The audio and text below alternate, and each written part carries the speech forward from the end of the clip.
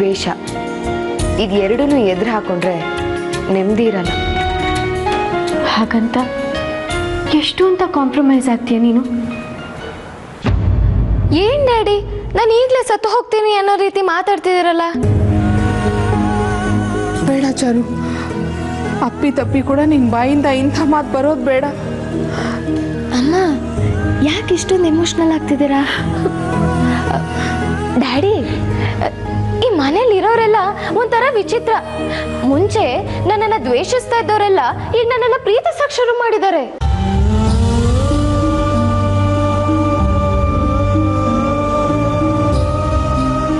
ಮಯೂರಿ ನಾನೇ ಜಯಂತನ್ ಮದ್ವೆ ಆಗ್ತೀನಿ ಅಂತ ಹೇಳ್ತಿದ್ದೋಳು ಈಗ ನಿನ್ನನ್ನ ಜಯಂತನ್ ಜೊತೆ ಮದ್ವೆ ಮಾಡಕ್ ಒಪ್ಪಿಸ್ತೀನಿ ಅಂತಿದ್ದಾಳೆ.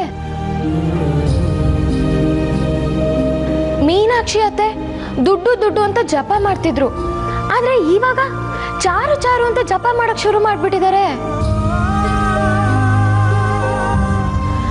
ನನ್ಗೆ ಯಾಕೋ ಆಶ್ಚರ್ಯ ಆಗ್ತಿದೆ ಅಮ್ಮ.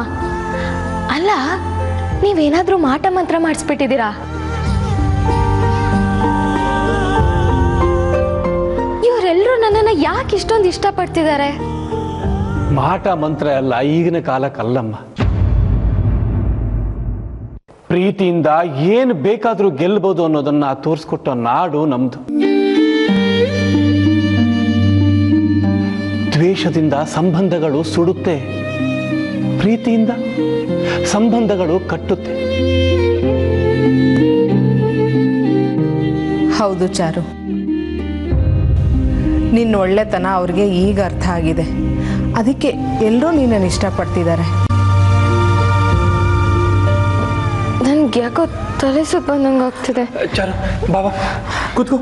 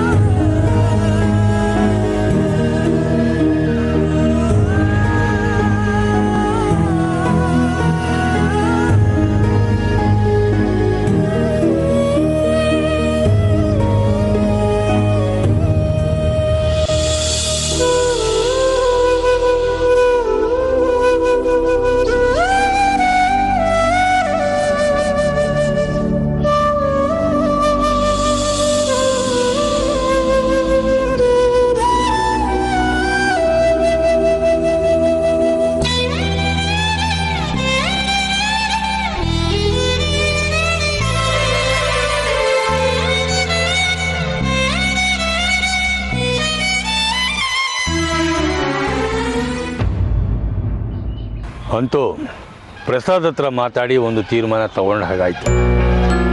ಈಗ ಜಯಂತ ಬಂದ್ಬಿಟ್ರೆ ಅವನನ್ನು ಒಪ್ಪಿಸಿ ಮದುವೆ ಮಾಡಿ ಮುಗಿಸಿದ್ರೆ ಒಂದು ಜವಾಬ್ದಾರಿನೂ ಕಳೆದ್ಬಿಡುತ್ತೆ. ಅವನ ಕಾಲು ಹಿಡಿಯೋದೊಂದು ಬಾಕಿ ಭಾವ, ಅದು ಯಾವಾಗ ಬುದ್ಧಿ ಬರುತ್ತೋ ಏನೋ ಅವನಿಗೆ. ಮಕ್ಕಳು ಬೆಳೆದ ಹಾಗೆಲ್ಲ ನಾವು ಅವ್ರನ್ನ ಸ್ನೇಹಿತರ ಥರ ನೋಡಬೇಕು, ಇಲ್ಲಾಂದರೆ ಅವರು ನಮ್ಮ ಕೈಗೆ ಸಿಗಲ್ಲ. ಎಲ್ಲ ಥರ ಟ್ರೀಟ್ ಮಾಡಿ ಆಯ್ತಲ್ಲ, ಅದನ್ನು ಅವನು ಅರ್ಥ ಮಾಡ್ಕೋಬೇಕಷ್ಟೇ. ನಿಧಾನಕ್ಕೆ ಬರುತ್ತೆ ನೋಡು. ಮದುವೆ ಬಗ್ಗೆ ಸಪ್ರೇಟಾಗಿ ನಿರ್ಧಾರ ಮಾಡೋದು ಬೇಕಾಗಿಲ್ಲ. ಈಗಾಗಲೇ ಜಯಂತನ ಹತ್ರ ಮಾತಾಡಿದ್ದೀವಿ. ಈಗ ಉಳಿದಿರೋದು ಅಂದರೆ ಮುಹೂರ್ತದ ದಿನ ಫಿಕ್ಸ್ ಮಾಡೋದಷ್ಟೇ. ನಿಜ ಭಾವ, ಮನಸ್ಸು ಬದಲಾಗೋದ್ರೊಳಗೆ ಮದುವೆ ಆಗಿಬಿಟ್ರೆ ಆಮೇಲೆ ಎಲ್ಲ ಸರಿ ಹೋಗುತ್ತೆ. ಒಂದು ಕೆಲಸ ಮಾಡು, ಇಲ್ಲಿಂದ ನೇರವಾಗಿ ಪುರೋಹಿತರ ಮನೆಗೆ ಹೋಗು. ಚಾರು ಮತ್ತು ಜಯಂತ ಇಬ್ಬರು ಜಾತಕನೂ ಅವ್ರಿಗೆ ಕೊಟ್ಟಿದ್ದೀನಿ. ಅವ್ರ ಹತ್ರ ಮಾತಾಡಿ ಒಂದು ಒಳ್ಳೆ ದಿನಾಂಕ ಫಿಕ್ಸ್ ಮಾಡ್ಕೊಂಡು ಬಾ. ಉಳಿದಿದ್ದನ್ನು ಆಮೇಲೆ ನಿರ್ಧಾರ ಮಾಡೋಣ. ಸರಿ ಭಾವ. ನಿಧಾನಕ್ಕೆ ಎಲ್ಲವೂ ಒಂದು ಹಂತಕ್ಕೆ ಬರ್ತಾ ಇದೆ. ಈಗ ಅವರಿಬ್ಬರಿಗೂ ಮದುವೆ ಮಾಡಿಬಿಟ್ರೆ ಮುಗೀತು. ಇನ್ನು ಮೇಘ ಮಯೂರಿ ಅವ್ರ ಕಾಲೇಜ್ ಪ್ರಾರಂಭ ಆಗ್ತಾ ಇದೆ.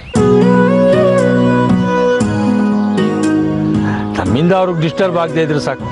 ಅವ್ರೇನೋ ಅಚೀವ್ ಮಾಡಬೇಕು ಅಂತಿದ್ದಾರೆ, ಅದಕ್ಕೆ ನಾವು ಸಪೋರ್ಟ್ ಮಾಡ್ಕೊಂಡು ಇದ್ಬೋಣ ಅಷ್ಟೇ. ಹೌದು ಭಾವ, ಮಕ್ಕಳು ಮುಖದಲ್ಲಿ ನಗು ನೋಡ್ತಿದ್ರೆ ಬೇರೇನು ಬೇಡ ಅನ್ಸುತ್ತೆ. ನೀವು ಹೇಳಿದಾಗೆ ಪುರೋಹಿತರ ಮನೆಗೆ ಹೋಗಿ ಮಾತಾಡ್ಕೊಂಡ್ಬರ್ತೀನಿ.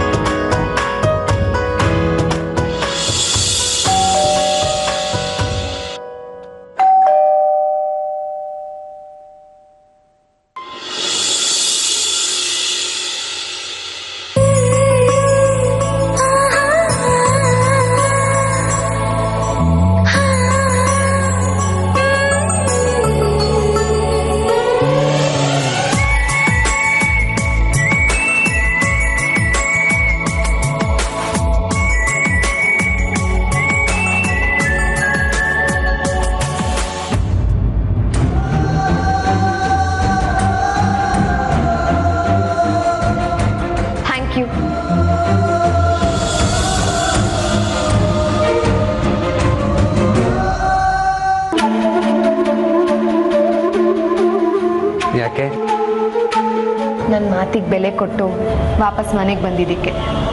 ಎಲ್ಲ ನೀನು ಹೇಳ್ದಾಗೆ ಆಗ್ಬೇಕಾ? ನನ್ನ ಮಾತಿಗೇನು ಬೆಲೆನೇ ಇಲ್ವಾ?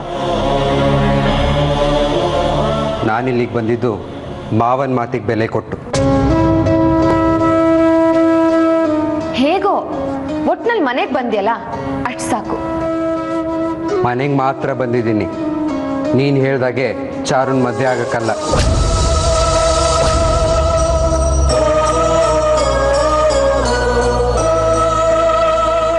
ಇದು ನಮ್ಮನೆ, ನಾನು ಇಲ್ಲೇ ಇರಬೇಕು. ಬೇರೆ ಯಾರಿಗೂ ಹೆದರ್ಕೊಂಡು ನಾನು ಯಾಕೆ ಮನೆ ಬಿಟ್ಟು ಹೋಗಬೇಕು?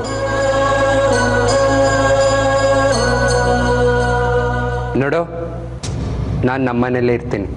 ನನ್ನ ತಂಟೆಗೆ ಯಾರು ಬರಬಾರ್ದು, ನಾನು ಯಾರ ತಂಟೆಗೂ ಬರಲ್ಲ. ಈ ವಿಷಯನ ಆ ಚಾರುಗೆ ಹೇಳ್ಬಿಡು. ಜಯಂತ್, ಪಾಪ ಕಣೋ ಚಾರು. ಯಾಕಿನ್ನೂ ಅವಳ ಮೇಲೆ ದ್ವೇಷ ಸಾರಿಸ್ತೀಯ? ಹಳೇದಿನೆಲ್ಲ ಮರ್ತು ಬಿಡು. ಸಾಕು. ಯಾರಿಗೆ ಎಷ್ಟು ಪ್ರೀತಿ ತೋರಿಸ್ಬೇಕು ಅಂತ ನನಗೆ ಚೆನ್ನಾಗಿ ಗೊತ್ತು.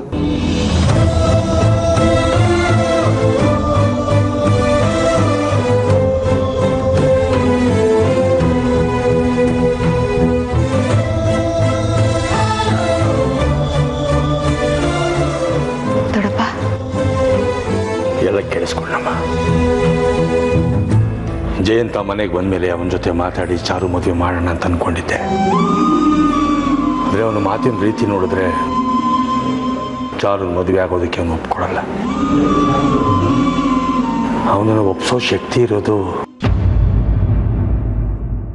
ನಿನಗೆ ಮಾತ್ರ. ನಾನಾ? ದೊಡ್ಡಪ್ಪ, ನೀವೇ ನೋಡಿದ್ರಲ್ಲ ಅವನು ಹೇಗೆ ಮಾತಾಡ್ದ ಅಂತ. ಚಾರು ಮೇಲೆ ಅವನಿಗೆ ತುಂಬ ಕೋಪ ಇದೆ. ಜಯಂತನಿಗೆ ಚಾರು ಮೇಲೆ ಎಷ್ಟೇ ಕೋಪ ಇದ್ರೂ ಅದನ್ನು ತಣ್ಣಗೆ ಮಾಡೋ ಶಕ್ತಿ ಇರೋದು ನಿನಗೆ ಮಾತ್ರ ನಮ್ಮ.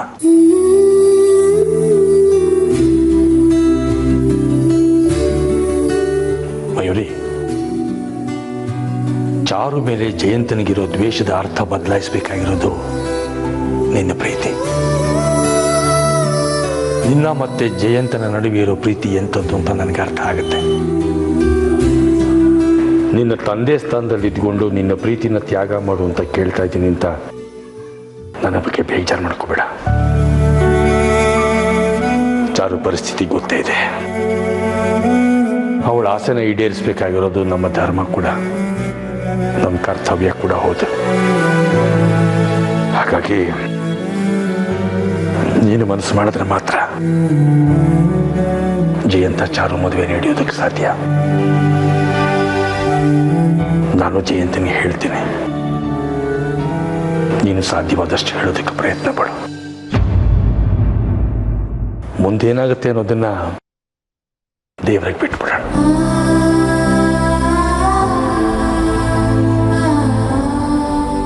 ಸಾರಿ.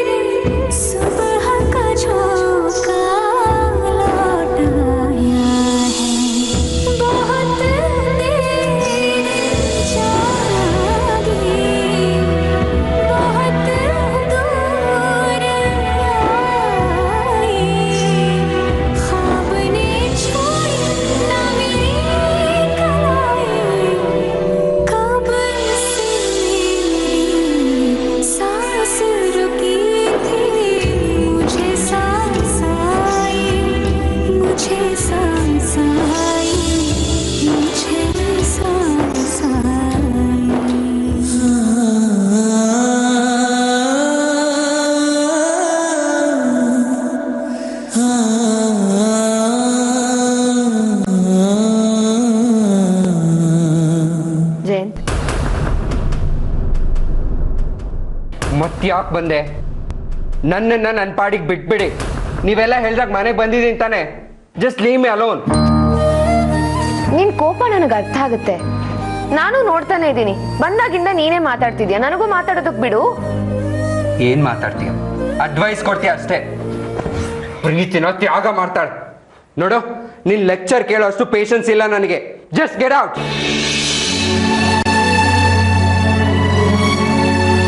ಜಯಂತ್, ಪ್ಲೀಸ್ ನನ್ನ ಮಾತನ್ನ ಕೇಳು. ಯಾರ ಮಾತು ಬೇಡ ನನಗೆ. ಹೊರಟೋಗು, ಹೊರಟೋಗು, ಹೊರಟೋಗು, ಹೊರಟೋಗು, ಹೊರಟೋಗು.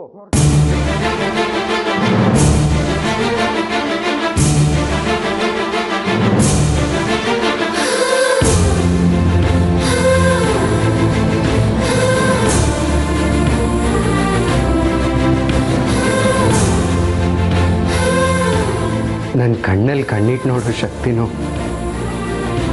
ಹೊರಟೋಯ್ತಾ? ನೀನಿಲ್ಲದೆ ಇರೋ ಬದುಕನ್ನು ನೆನೆಸ್ಕೊಳಕ್ಕೂ ತುಂಬ ಭಯ ಆಗುತ್ತೆ ಮಯೂರಿ.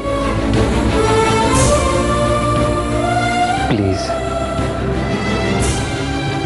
ಪ್ಲೀಸ್ ನನ್ನ ಬಿಡಬೇಡ. ಅಷ್ಟೊಂದು ಪ್ರೀತಿಸ್ತಾ ಇದ್ದೀನಿ ಮಯೂರಿ.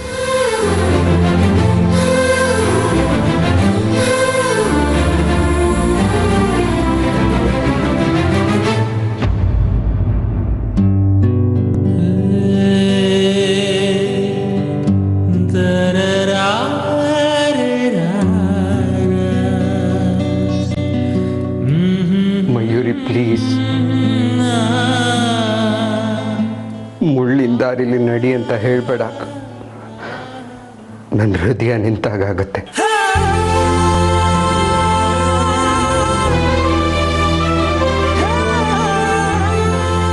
ನನ್ನ ದೂರ ತಳ್ಳಬೇಡ ಮಯೂರಿ. ನಾನು ಇಲ್ಲೇ ಇದ್ರೆ ಆ ಚಾರು ಜೊತೆ ಮದುವೆ ಮಾಡಿಬಿಡ್ತೀರ ಅಂತ ನಾನು ಹೆದರ್ಕೊಂಡೆ ಮನೆ ಬಿಟ್ಟು ಹೋಗಿದ್ದು. ಆಗ ನಾನು ಎಷ್ಟು ಕಷ್ಟಪಟ್ಟೆ ಗೊತ್ತಾ? ನೀನು ನೋಡ್ದೆ, ತುಂಬ ಸಂಕಟಪಟ್ಟೆ. ಅಂಥದ್ರಲ್ಲಿ ನನ್ನ ಇಡೀ ಜೀವನ ನಿನ್ನ ನೋಡದೆ ಬದುಕೋದಂದ್ರೆ ನಾನು ಬದುಕಿರ್ತೀನಿ ಅನ್ಕೊಂಡ್ಯಾ?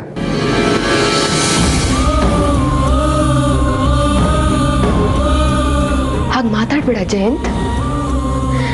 ನಾವ್ ಯಾರನ್ನ ತುಂಬಾ ಇಷ್ಟಪಡ್ತೀವೋ ಅವ್ರು ನಮ್ ಜೊತೆ ಇಲ್ಲದೆ ಇದ್ದಾಗ ಅವ್ರ ಒಳಿತನ್ನ ಬಯಸ್ಬೇಕಂತೆ.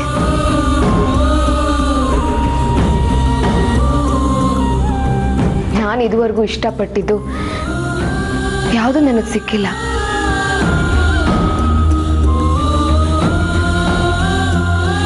ನನ್ನ ಜೀವ, ನನ್ನ ಇನ್ಸ್ಪಿರೇಷನ್, ನನ್ನ ತಾಯಿ.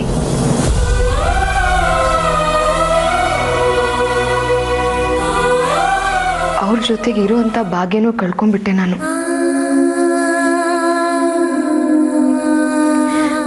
ಬಯಸದೆ ಸಿಕ್ಕಿದ್ದು ಈ ಮನೆ, ಈ ಮನೆಯವ್ರ ಪ್ರೀತಿ.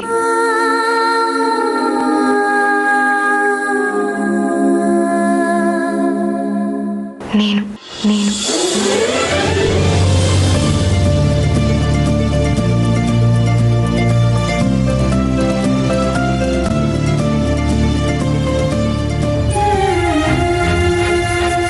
ನಿನ್ನೆ ನೋಡಿಸ್ಕೊಳ್ಳೋಕ್ಕೆ ಈ ಮನೆಯವ್ರ ಪ್ರೀತಿ, ಅವ್ರ ನಂಬಿಕೆನ ಕಳ್ಕೊಳ್ಳ, ಅಥವಾ ಅವ್ರ ನಂಬಿಕೆನ ಉಳಿಸ್ಕೊಳ್ಳೋಕ್ಕೆ ನಮ್ಮ ಪ್ರೀತಿನ ಕಳ್ಕೊಳ್ಳ?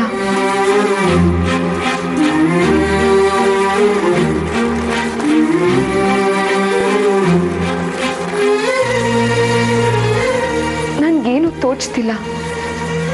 ಆದ್ರೆ ಒಂದು ಮಾತ್ರ ನಿಜ, ನಾನು ಯಾರಿಗೂ ಅನ್ಯಾಯ ಮಾಡೋ ಉದ್ದೇಶ ಇಲ್ಲ. ನಮ್ಮ ಪ್ರೀತಿಗೆ ಮೋಸ ಮಾಡಿ ನಾನು ಏನ್ ಸಾಧಿಸ್ಲಿ?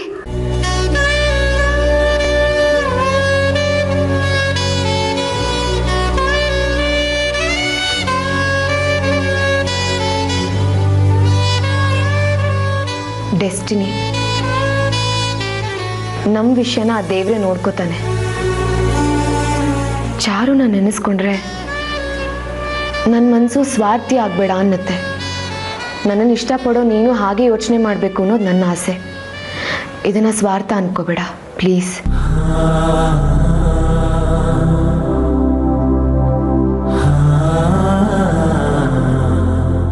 ಬಯಸಿದ್ದು ಸಿಗದೆ ಇದ್ರೆ ಕಷ್ಟಪಟ್ಟು ಬದುಕಬಹುದು. ಅದೇ ಬಯಸಿದ್ದು ಸಿಗದೆ ಹಾಗೆ ಜೀವ ಹೋದ್ರೆ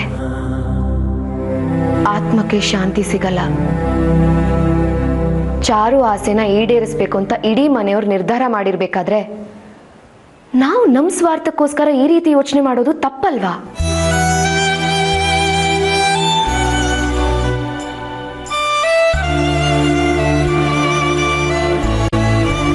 ನಮ್ಮ ಆಸೆಗಳಿಗೋಸ್ಕರ ಮನೆಯವ್ರ ಮನ್ಸಿಗೆ ನೋವು ಮಾಡೋದು ಸರಿನಾ? ಅದರಿಂದ ನಮ್ಮ ಪ್ರೀತಿಗೆ ಬೆಲೆ ಸಿಗುತ್ತಾ? ನಮಗ್ ನೋವಾದ್ರೆ ಸಹಿಸ್ಕೋಬಹುದು.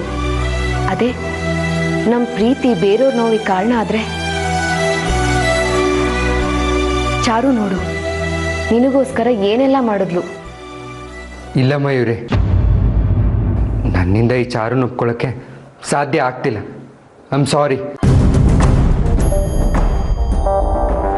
ನೀನು ಅವಳನ್ನ ಮದುವೆ ಆಗೋಕೆ ಒಪ್ಲಿಲ್ಲ ಅಂದ್ರೆ ನಮ್ಮ ಪ್ರೀತಿ ಮೇಲೆ ಆಣೆ, ಪ್ರೀತಿ ಮೇಲೆ ಆಣೆ, ಪ್ರೀತಿ ಮೇಲೆ ಆಣೆ.